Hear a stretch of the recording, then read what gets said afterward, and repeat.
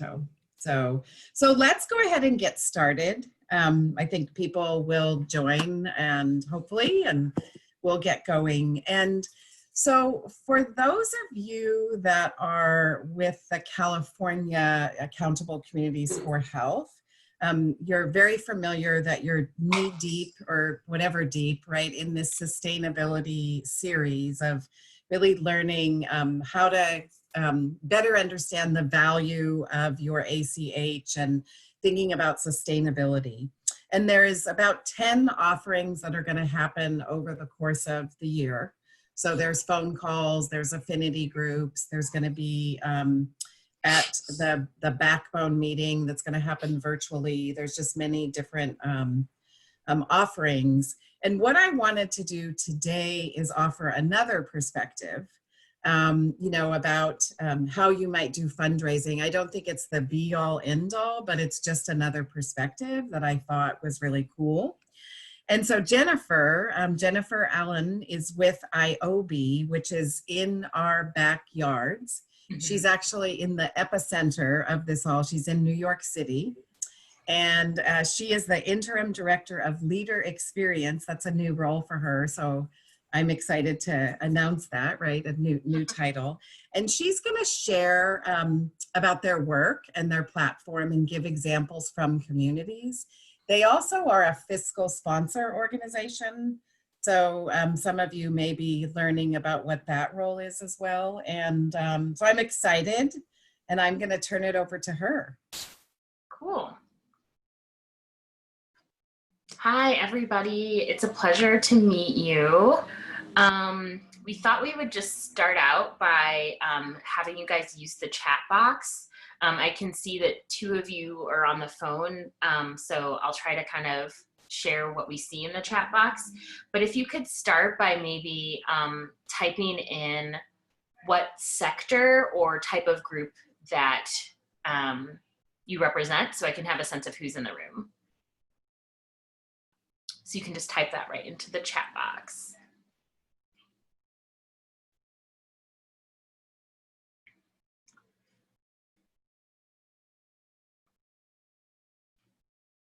Here we go. So public health, a backbone organization, early childhood, great. Do we also have a mix of like NGOs versus like private sector versus like public sector? Cool. Okay, so it looks like a nice, oh nice, hi PvP. Good to see you, Chris. So that's great. That will help me kind of try to think through some of the questions you guys might have. I love seeing coalitions on here, and I love that you guys are all part of a collaborative. I used to do a lot of work with groups like that. The second question to answer in the chat box is what brought you to this webinar today? What are you sort of interested in learning about?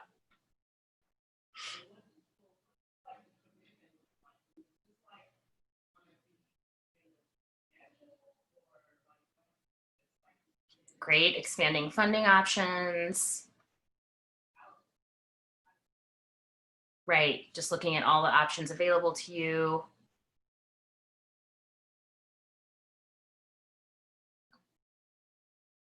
Okay, great. So Daryl has a wellness fund and seeing how crowdfunding could help with that. Okay, great. I think that I will just jump in. The format we've got for today is that I will present up until about 3:10-ish, maybe a little bit less, and then we can have time for like conversation at the end. It's not too huge of a group, so feel free to just like type questions into the chat box during that Q&A time. At that point, we can also try to have some conversation. You can, I think Sue's gonna help me sort of. Yeah, I'll help, I'll watch. coordinate. So you can like raise your hand. If you look at the participants section at the bottom of your screen, you can go in there, find yourself, and like click the raise your hand button. So that's another way that you can let yourself be known if we end up talking over to each other too much.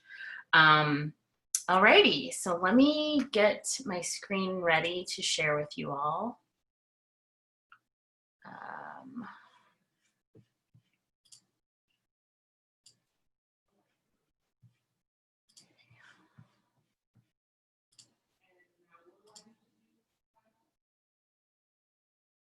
Here we go. Alrighty, I cannot see you all the way that this present function works. So like I said, feel free to like stock up questions there. Sue will help me not miss any. And I'm just gonna jump right in. So crowdfunding for healthy communities.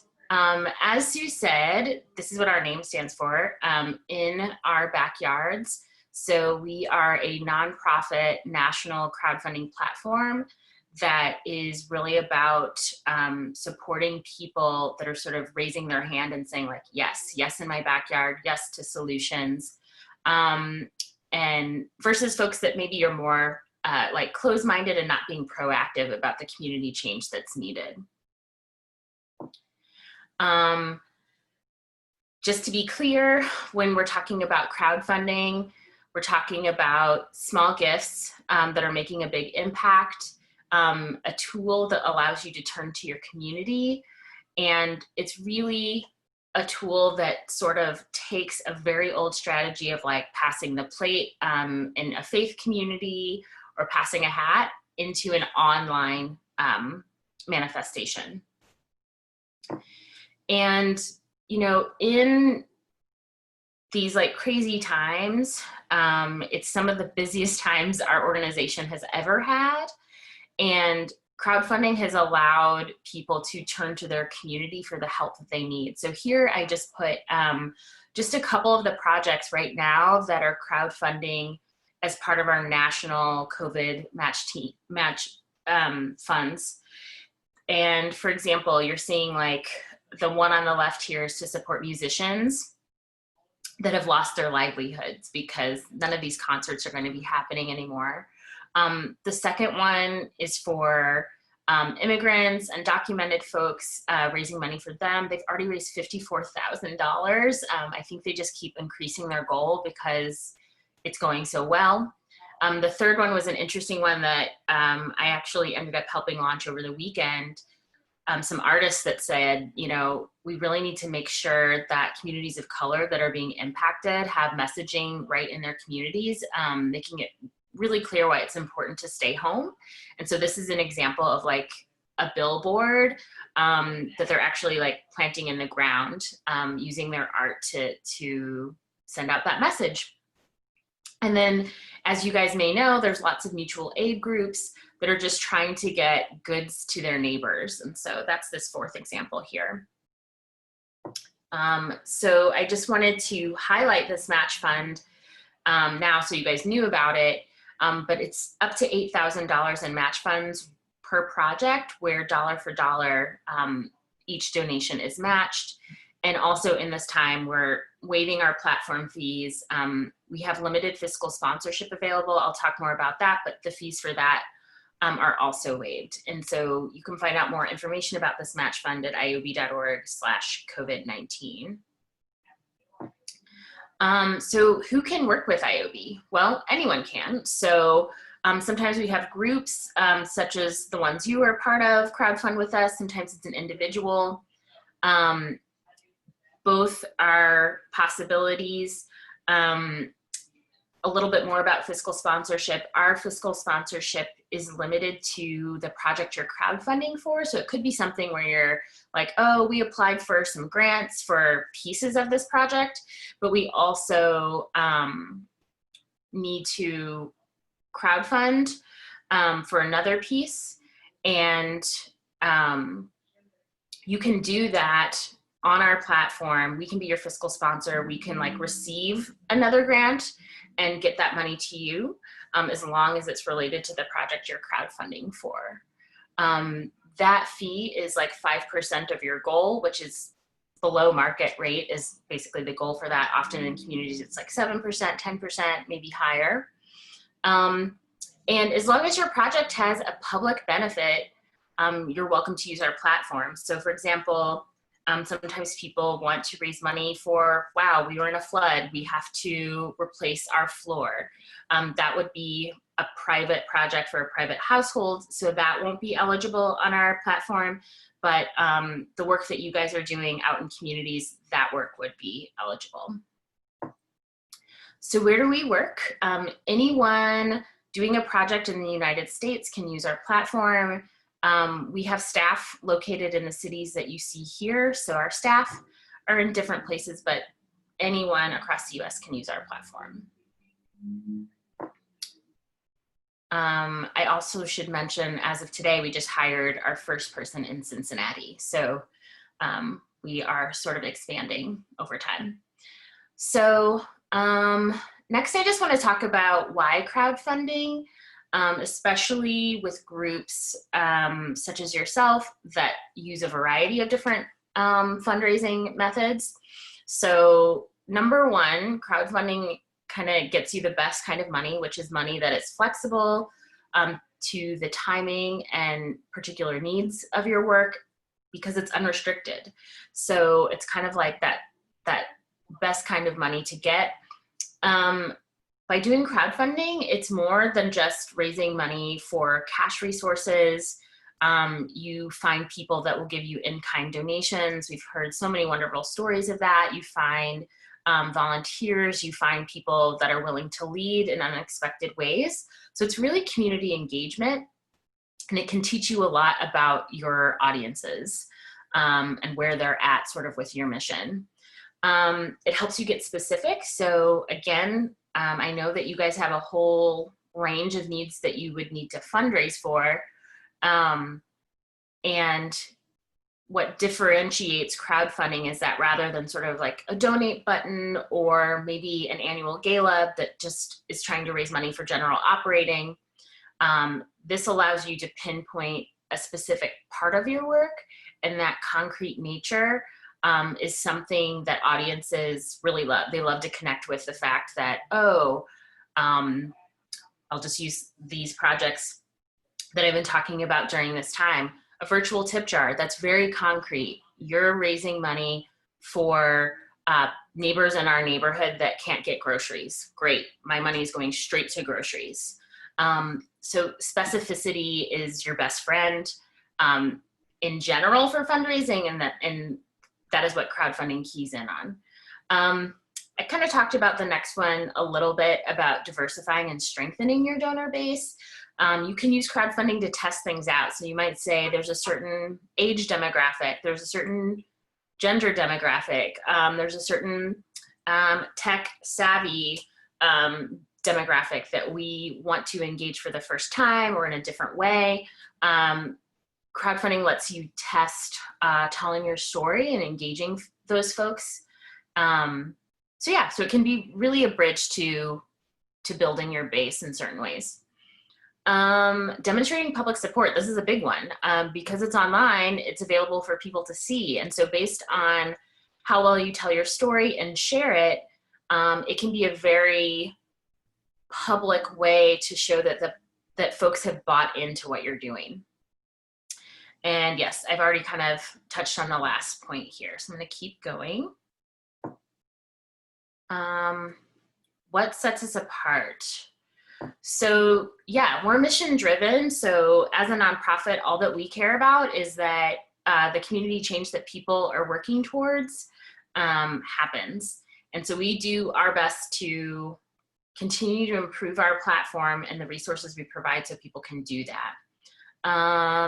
The only thing that I haven't really touched on yet here is the tax deductible donations. So because we're a nonprofit, every donation made through our platform is tax deductible, and every donor gets a donation receipt saying so. And so that can be a perk to offer to donors. You get one-on-one coaching. So this is our success strategist team. So from start to finish, as much as you would like, you can get tailored coaching on how to build out your campaign, launch it successfully. And this really builds everyone's fundraising capacity. So that's part of our mission, is that, you know, people that crowdfund with us are actually changed for the positive and having new fundraising and communication skills. There's no minimum or maximum to raise on our platform. You can change your deadline, you can change your goal. Every penny raised is yours. So we just try to be as flexible as possible. I already spoke about this a little bit. I'll just say, yeah, it happens in real time. So if you donate $10 and refresh your page, then you will see that the progress bar actually jumped by 20. And so this is a way for us to just add some momentum to your campaign and some excitement for your donors. This is a little bit what it looks like. So there's a banner that shows up on your page, letting folks know that their donations will be doubled. And then we also just have extensive resources. So we have a leader toolkit. So that is a great starting place to just get the basics, a lot of what I'm going to go through in the rest of this presentation.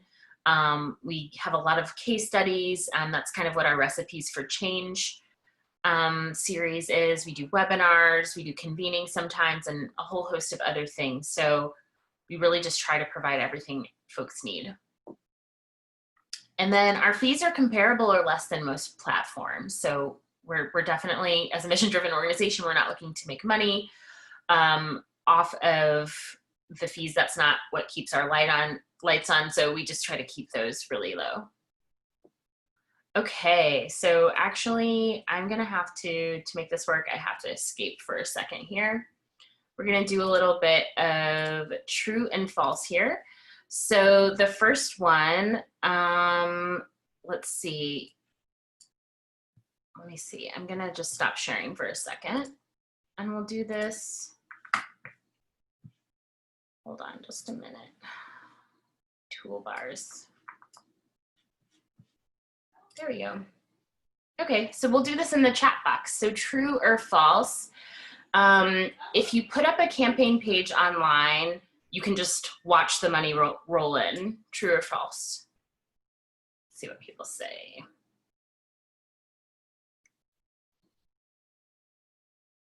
One false. Would you repeat the question, please? Absolutely. So you can just, when you're getting started, you can just put up your campaign page and sit back and relax because money will just start rolling in. Okay, so most folks are saying false, and that is correct. What some people don't realize, which is, it's actually kind of a beautiful thing to see people finally realize this, but it's very much like traditional fundraising. It's about who knows you, loves you, compelled by your story, and wants to be a part of the impact that you're making. And so making personalized asks, just like traditional fundraising, is core to being successful. And so there is work that has to happen in terms of strategizing around that offline. And so we often have these like great phone calls where someone will say like, oh, Jennifer, you were so right. Like, I thought I could just like put this on Facebook and like it would work, but you're right, it didn't work like that. So it's interesting in that regard, that in some ways things haven't changed. Storytelling and connection are paramount. The next one, I'll do one more here. Crowdfunding will annoy your family and friends. True or false?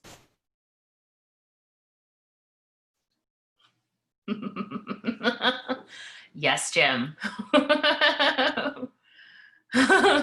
Toss up. Yes, Daryl. Yeah. So a mixed bag of answers. We say false. The reason we say false, the nuance that you guys are talking about is very true. but by and large, it's false, because what you're doing is you're telling a story about something that's really important to you. And so your family and friends that love you, they want to see your work succeed. And so when it comes to like how you could annoy them, you know, maybe it's too many emails, maybe it's too many phone calls, maybe they don't want to see that on your Facebook page anymore. That's important, having balance. And that's one of the things our fundraising coaches helps people kind of figure out what that rhythm is. But for the most part, people are really happy to see you succeed, hit your milestones for your goal. We even have people that crowdfund with us like multiple times a year, maybe like every 3 months or so, for kind of like ongoing work. And this question comes up, aren't they going to be annoyed that I'm doing another campaign? And again, we haven't had people complain to us that that has happened. I think it's because these campaigns are really specific. So if you say like in the fall, like we're raising money for the butterfly garden, you know, for our students, and then people donate and see like, wow, the butterfly garden happened. And then they come back, you know, in the winter and say, hey, now we're raising money for like the vegetable garden. Those folks are still bought into the school's mission. They're still bought into what's trying to be achieved, and they know that their investment is stewarded well and it's actually making change be realized. So folks actually, we haven't heard a lot of annoyance. Awesome, cool. So thank you for that, you guys. I'm gonna jump back in here. And Sue, I don't really know how to share my screen in a way where I can see everyone. So if for some reason I go over time, feel free. Yeah, and I'm watching. There is a question. So I don't know if you want to wait, but there's a couple of questions that are in here. Do you want to take them now or? We're doing pretty good on time. Let's see. I'm gonna go backwards and then I'll, Okay. yeah. So the one from Jim said, do you help with the marketing and advertising of the story to get the word out? So yes and no. So we coach people to say that this is part of like building your successful campaign. I'll talk about this a little bit when I talk about the team that you should have, but your communication strategy should be really strong, and that sort of marketing that happens through that storytelling, the burden of that is mostly on what we call the IOB leaders, the people crowdfunding with us.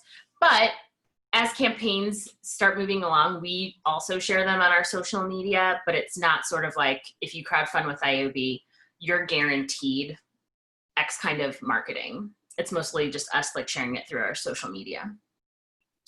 Here is another one. Can funds earned be used to pay for staff with public benefit? Yes is the answer. We do have people starting organizations from scratch. We have existing ones contributing to stipends or salaries. So that is fine. Sue, did you see another? Yeah, it's Jim. It says, given the current environment, are you seeing crowdfunding for anything other than coronavirus being successful at the moment? Yes. So we still have people whose projects launched prior to March continuing to crowdfund. I mean, I just heard an amazingly hard story yesterday of an IOB leader who had a campaign launched prior to March, who lost contact with his fundraising coach because his father was in the hospital due to the coronavirus. And when he came back online, his father had passed away, but yet he's continuing to crowdfund for his community work and actually seeing donations come in. So it's one of the stories you want to be telling, is that, and this has happened with that Movimiento one that I showed you, they had a team member pass away as well. So the fact is that we're seeing is that people are just pressing on in kind of amazing ways right now. It's pretty impressive and inspiring. let's see. And then here's another one, and then maybe we should get back, and then I'll look to see. So can nonprofits utilize from crowdfunding to be less reliant on direct philanthropy? Yeah. I want to make sure I just heard you Yeah, correctly. the wording, Tara, I don't know if you want to chime in. I think you just put in a question here, right? It's just about using crowdfunding so it's less reliant, right, on philanthropy. Yeah, and that's absolutely, we've seen that time and time again. That's one of the benefits. Folks being like, I don't want to wait to like get incorporated as a 501c3, or I don't want to, or, you know, that's never been my vision to do that. And so because this is unrestricted funds, it works really nicely whether you're an organization that does use grant funding and you know when those grant cycles are, and you can see like, this is when this one comes in, this is when this one comes in, and we need like a bridge or something urgent has come up and we just need $10,000, $20,000 to like move forward. So we absolutely see it sort of filling those gaps as they arise. Okay, so we'll keep going here. We can see your questions in the chat box. So yeah, we'll come back to them. Yeah, so please just raise your Jennifer, hand. to build on that answer, what I was thinking also was, are there any restrictions for? I know you said generally it's unrestricted funds, but I think the mindset coming from the philanthropy funded world is that we generally operate within parameters of what the funder dictates. So yes. If you already are a 501c3 status, what would there be any restrictions, or what kind of reporting requirements could there be for crowdfunding? That's a good question. We're definitely not involved at that point, but my assumption is just like you would have a gala, for example, and all of those dollars are just from individual donors and sponsors, and you get to decide how that helps your bottom line. I'm assuming the same for their crowdfunding campaigns. Their funders have nothing to do with that. I think it might be a perk if they get to mention, hey, funder, we also did a crowdfunding campaign that we used those dollars to leverage, even, you know, to leverage your dollars to complete this project. That would just be a good story for, I think, a funder to be like, wow, great, you aren't completely reliant on this program, and you're like diversifying the way that you make this part of your mission happen. Okay, I'm going to share my screen again.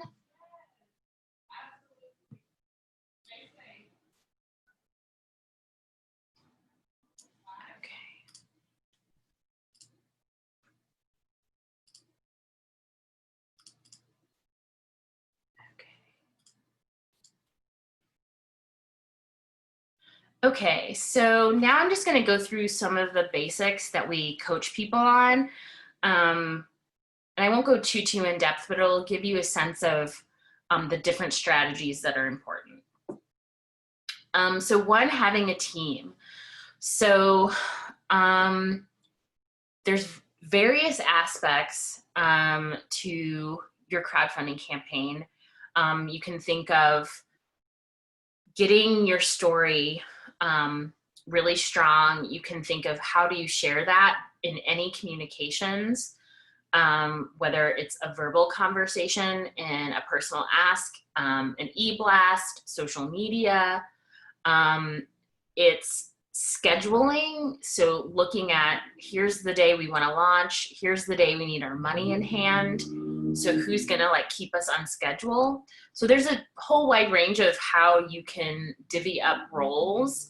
But the point is, you do need a team. It's a lot of, and I will say, the caveat here is the size of your goal. So if someone comes to us and they're like, oh, I just want to raise $500 to $1,000, if they don't have,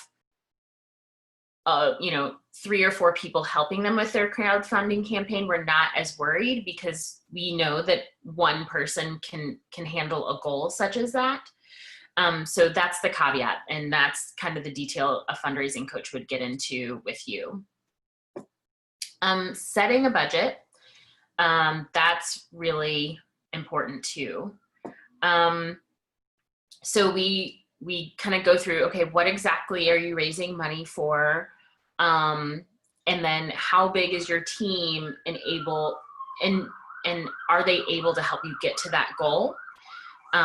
So there's some conversation about right sizing fundraising goals, especially because what we've seen time and time again is that starting with a smaller achievable goal where you are more than likely to be successful in hitting your goal, that's an important signal to your donors that, wow, they did what they set out to do. I can trust them. They raised this first $2,500. So, if they come back with a $10,000 campaign 6 months from now, we've built up a lot of trust and I would be all in again. Kind of touched on this a little bit already. And in coming up with how to tell your story, it's really about getting really personal, using a lot of I statements, connecting that to the community, being really focused. So not rambling on, no matter what medium you're using to tell your story. Also connecting it to the big picture. Folks like to feel like, wow, I'm making an impact in this particular campaign, but it's also just making the world a better place. And then pulling in authority. I think all of you guys are really connected to like research and data and know how to access that, even if you're not producing it yourself, to basically have an element of that in your story so that they know it's not just you coming up with some novel approach, but that this is sanctioned, evidence-based. And then some drama, like how lives are changed. I think even the story I was telling you, the drama is that the IOB leader is talking about is that his dad passed away. And yet he is continuing on to make community impact. Planning your asks. So this is back to that point of you can't just put your campaign online. You can't just like send it out on social media and expect things to roll in. So it's looking at who can I ask? I'll talk about this a little bit more, like even more nuances. Who can I ask that will, like, I'm 99% sure they will say yes. Those people are important. And figuring out how you're gonna ask and how much you can expect. And so we have a tool called a prospect chart that helps you lay that out. And it's a great tool as teams are starting to, again, sort of divide up the asks and get a temperature check on, like, is this a good goal for us right now? So this is what the prospect chart looks like. The column on the far left is all of the different ways you can ask. The next column is the likelihood that they'll give, and this comes from a fundraising consultant. The consultancy now is called Klein and Roth, and they've been fundraisers for decades, and so this is what they find based on the method. And let's say you were starting out, what you would do is you would say, okay, how many people can I ask in person? Okay, I think I can ask 5 people in person at $150. I think I could ask 4 people over the phone at $100, and so on and so forth. And then you can kind of see how much you can expect. And so if basically the way we coach people is if that expected amount is lower than they want, then we go back to other strategies about, wow, could you bring another person on your team because they have more social networks that they will bring with them. So that's one example. As you're making asks, it's really important not to kind of get stuck. People tend to not like making asks. Our Western culture here in the US, talking about money is a very taboo thing. It can be really hard, but this is in part where our fundraising coaches come in, because we help figure out how people can sort of play to their strengths and kind of get around certain fears they may have. This even comes to like your team again. It's like, oh, great. I'm kind of afraid to ask this set of people, could you do that? I'd be more comfortable doing this. So All right, this is kind of a little formula for how to make an ask. It's what your project is, plus what you and your donors, why you want to do this, and then the amount, actually asking a specific amount. Here's an example. Hey, Dominique, I noticed that cars speed way too fast in our neighborhood, and it isn't safe for our kids to bike or play. I started a crowdfunding campaign to install planters to slow traffic down. Could you give $25 to make the neighborhood safer for kids? So we try to give people samples like this to get started. And then this is a huge part of our coaching, what we call soft launch. So we try to help people strategize to have a quiet first 2 weeks where they're launching their campaign and only making asks to their closest friends and family, so that when it goes public, people see that there's money in the bank and that there's momentum and feel like, wow, this is actually moving and happening. I too feel comfortable donating to this. So this is an example of like a very specific tactic that we would coach folks on. We also coach them on the different moments once you do launch that are sort of critical to plan around in your storytelling. And so the first one's like, great, we've launched, exciting. The second one is like celebrating a particular milestone. The fourth one is like, hey, we're approaching our deadline. Here's a little update on how far we've come. We'd love for you to donate. And then the last one is sort of last chance. Our deadline's in a week. We're really hoping you can show up for us. So more of the sort of nitty-gritty tactics that we get into. And then of course, thanking people. We really talk about thanking your donors because this is just one campaign. Your work will continue after this campaign. This campaign was cultivating your donors, your base. You want to keep that going. And so we make sure people have some tools to know how to thank them very publicly, like on social media. We've seen that be really, really awesome when you just name people, where you're like, hey, Sue, oh my goodness, that $25 that you gave us is going to allow like 100 more butterflies to show up in our garden. We love you. People love to be publicly thanked. So we tell them how to make sure to do that. Sue, would you mind just saying out loud how close we are to 3:10? It's 12, but it's Okay. 3. It's 12:09. Okay.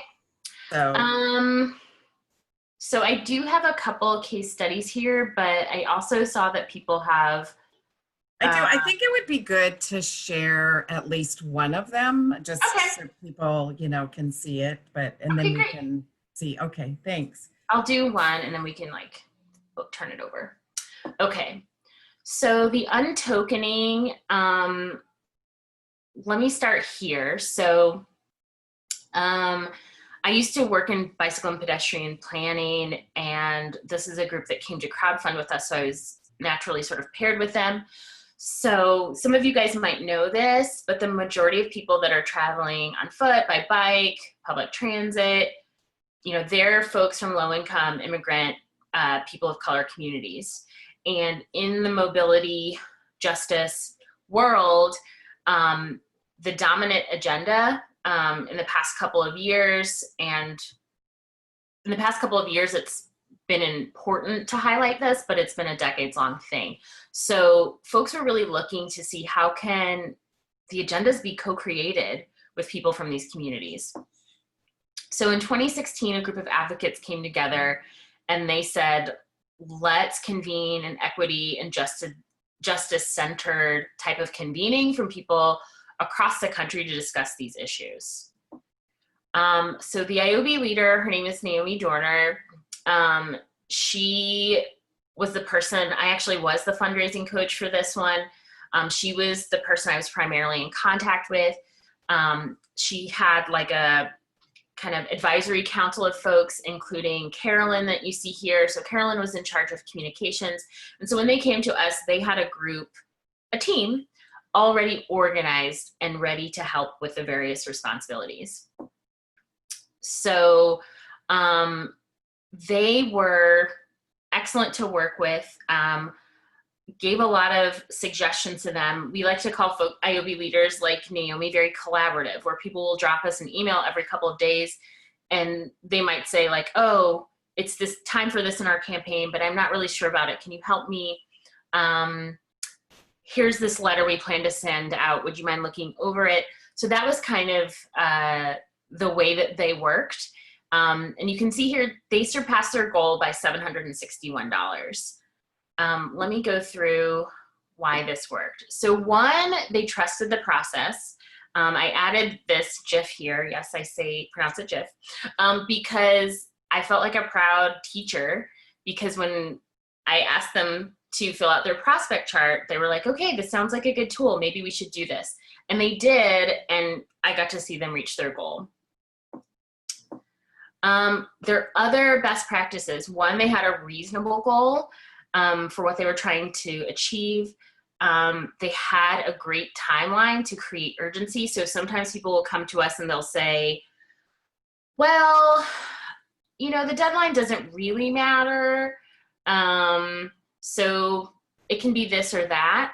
And even if your deadline doesn't really matter, we encourage people to kind of create urgency in some way. So choosing a deadline, strategizing to create urgency around that deadline is really important.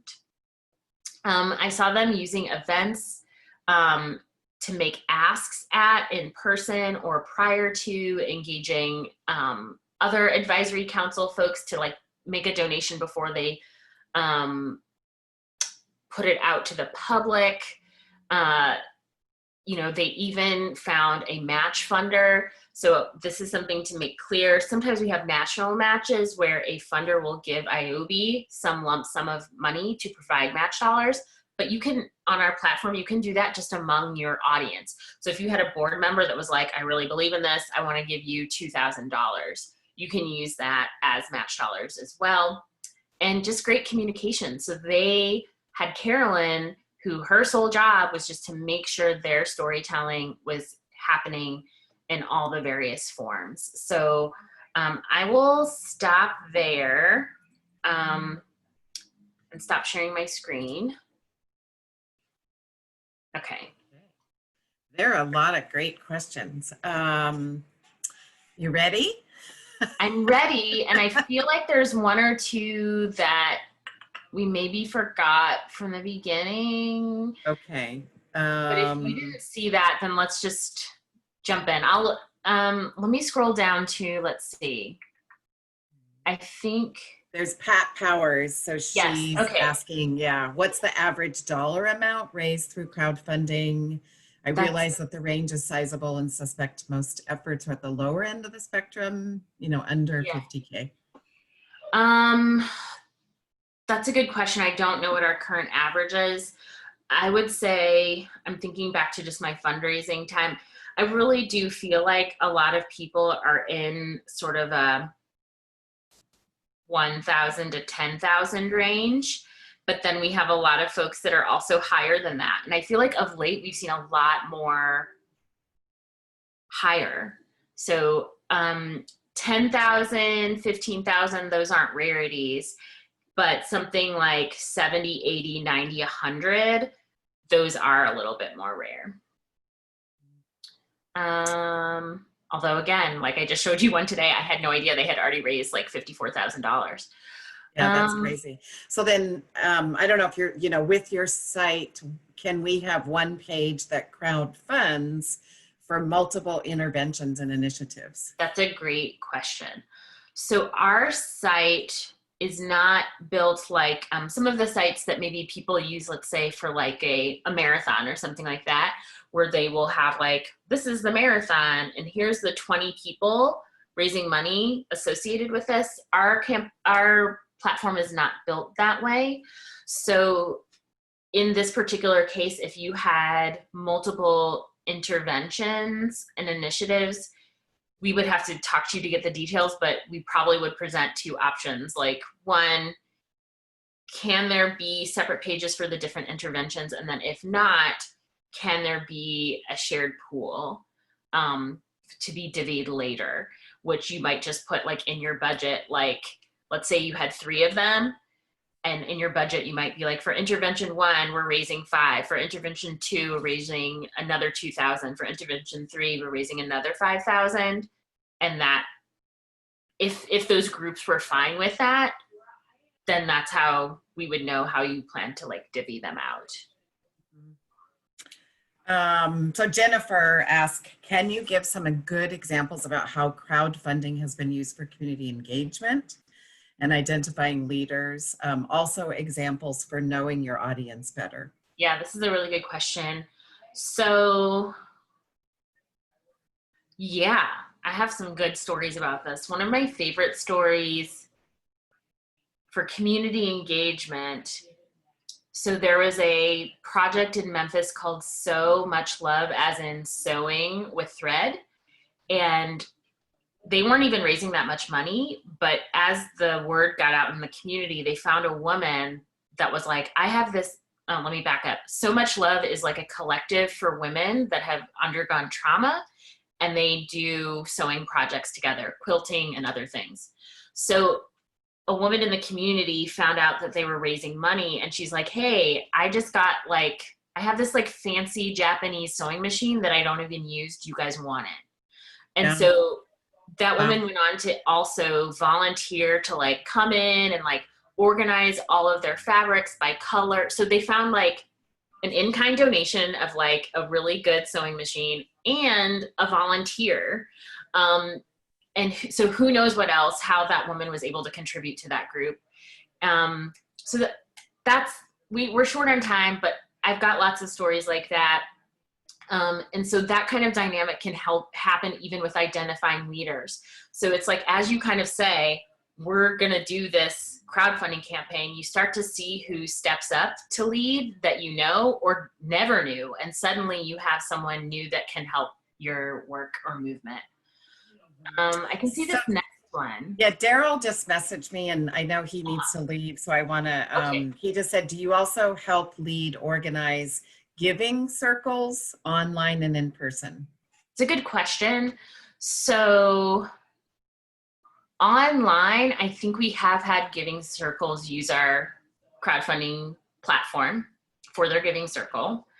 In person, sometimes yes. So I know that we've done this in the cities where we have staff. And then even if you're a campaign, like let's say in Idaho where we don't have staff, our fundraising coaches can jump online with like your board of directors or your giving circle, do a webinar. So that is a way that we try to make ourselves available. Mm-hmm. Let's see, back to another one from Jennifer. How big or small should the campaign be? Have you seen successful citywide strategies, or is it better for community-wide? So small or big, again, depends on the team size a little bit.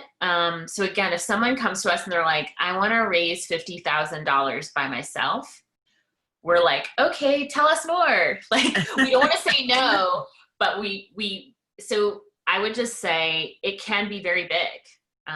We're seeing larger and larger campaigns on our site, and it just depends. Have you been successful with citywide strategies? So we've seen people do like bicycle infrastructure.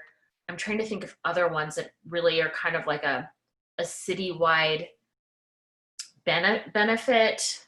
But the answer is yes. And it can be a really great way of like publicizing like that citywide effort. So again, it depends on the capacity of your team, but we have seen that scale work. So here's one from Jim. This is a good question. You mentioned the tax deductions piece, like you guys, offer that. Those appear in your name, or would it be in the nonprofit backbone? Seems like it would be the That's a good question. I think it's in the name of the donor. So the donor will get the donation receipt, and it'll say like associated with this campaign run by this backbone organization, but it would say like, no, Jennifer, this is tax deductible for you as an individual in the receipt. Yeah, that makes sense.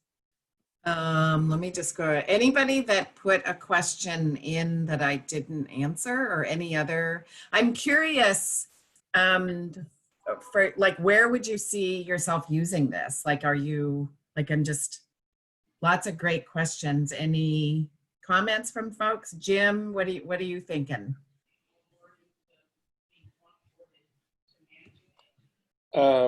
I think this is great. Thank you very much for that. I think my question about the tax deductibility was not so much that the donor gets the benefit, but which organization is benefiting from the tax deductibility? Is it you guys? I mean, yes, I guess it's us. Okay. But I don't know, like, so what's technically happening is that they're technically when someone's donating, how do I want to say this? Yeah. I guess the word benefit is tripping me up because I don't think we're really benefiting from it because we're a nonprofit organization. Yeah. It's a tough one. Sorry, I'm just like not as familiar with. Well, maybe you could, yeah. research that and, yeah.